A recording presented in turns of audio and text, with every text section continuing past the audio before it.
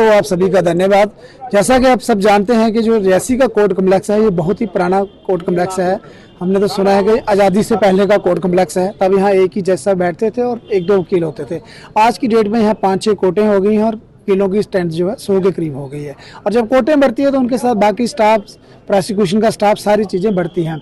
उसी संदर्भ में मैं आपको बताना चाहूँगा कि रियासी में न्यू कोर्ट कम्प्लेक्स बनना है, वो इसी बिल्डिंग की बैक साइड में जो शीप का फार्म था वहाँ से हमें लगभग 26 कनाल के करीब ज़मीन मिल गई है और उसकी DPR भी फाइनल हो चुकी है।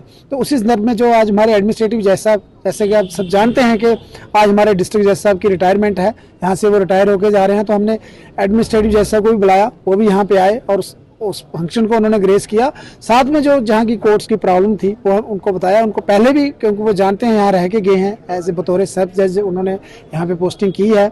अब उन्होंने कहा कि जल्द ही जो है इसका जो न्यू कोर्ट कम्प्लेक्स का जो काम है वो शुरू किया जाएगा। और साथ में हमने जो वकीलों की भी डिमांड है और रियासी के लोगों की भी डिमांड है कि जो कंज्यूमर फोरम है वो हमारा उधमपुर डिस्ट्रिक्ट के साथ है और यहाँ का कोई भी कंज्यूमर रिलेटेड कोई मसला होता है तो वो वहाँ पे जाना पड़ता है उधमपुर में। तो उसके लिए भी हमने एक डिमांड रखी कि एटलीस्ट हफ्ते का जो हमारा बेंच है वो रियासी में बैठे, ताकि जो जहाँ के लोगों की प्रॉब्लम्स हैं कंज्यूमर कोर्ट को लेके, कंज्यूमर फोरम को लेके और वकीलों की भी जो दिक्कतें हैं वो यहाँ पे उनकी हल हो सके।